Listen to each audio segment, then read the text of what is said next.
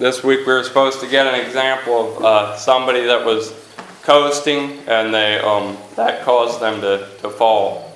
And I thought of the story of the kings of Babylon when it was Belshazzar.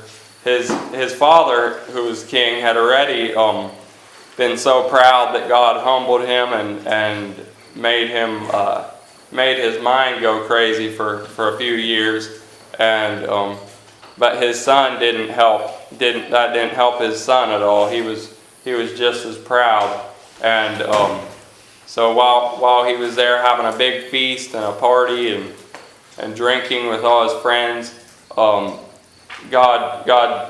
hand came on the wall and wrote in a language that he didn't understand that his kingdom was going to be divided and fall, and he was terrified. And at that very moment, the enemies were coming in under the city to capture them and take over. I thought of King Solomon. He was a great and wise king, but he started living carelessly and not listening to wisdom, and one of his wives started to lead him astray to their false gods, and so we always got to be watching and ready for temptation. The children of Israel, all through the years, every time that God let things be really nice for them and easy, they always fell away and did worse and worse things until finally He'd make them go through something really hard, and then they'd start back where they were. And that's just always, I guess that's kind of just human nature, and that's a good example for us to just see how easily that can happen.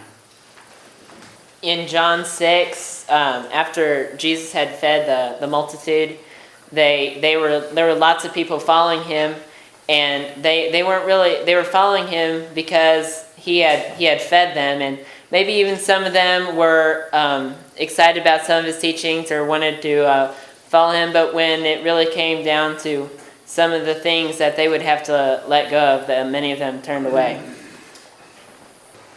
The rich man had it easy until Jesus showed him otherwise. I thought about before the flood, it was just easy, and the people were just living how they wanted, and they just started falling away and getting worse and worse. And so that's a good example. We need we can take from that we can just we need to stay on our guard and keep striving and going forward. After Jehoiada had died, it was a big struggle for Joash because he was king and he didn't have anyone to teach him. And so he was just kind of coasting along, and then finally gave up. Judas was ready to die for Jesus, but he was caught off guard when a little girl asked him if he knew Jesus, and he quickly said he didn't. He was caught off guard. Thought about King Saul. He had it pretty easy being a king, and then when God told him to kill and destroy everything of the one nation, kill everything and destroy it. And he got there, and they won the battle, and his men came to him and asked if they could keep some of the best of everything. And he just caved and listened to him, and then God just took the kingdom away from him and gave it to somebody else, and just had it hard after that. I thought of Eli the high priest, and he was was coasting and not training his sons in the way of the Lord, and his sons went out to battle and were killed for it, and then he fell off the tower and died for it. I had the children of Israel, how when everything was going good, they would always fall away and start doing their own thing, and then when they got God let something hard happen to them, they'd always call back on God, and it's kind of a wake-up call, how just a reminder that God could take everything away instantly. So just Uncle David said it several times, God lets bad things happen to you so you can truly appreciate the good times. I thought of Lot's wife. Not because only women are susceptible to this, but because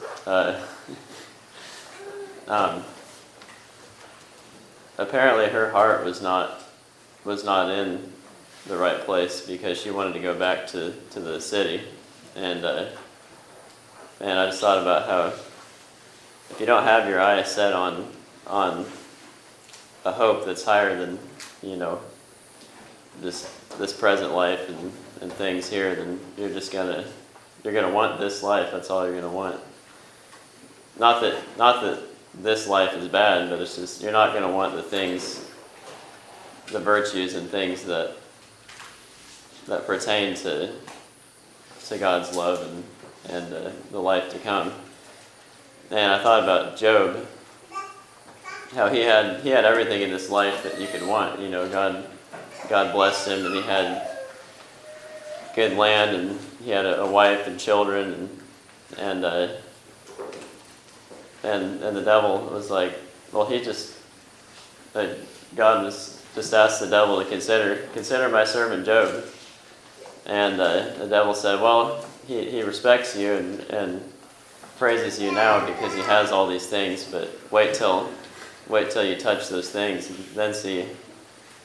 And so God let him test him, and God took all those things away, and still Job praised God. And so I was thinking of those two contrasts, Lot's wife and Job. Just how Lot's wife was, it doesn't say, I don't know if it says it in words, but you can imagine, just kind of deduct from that whole scenario that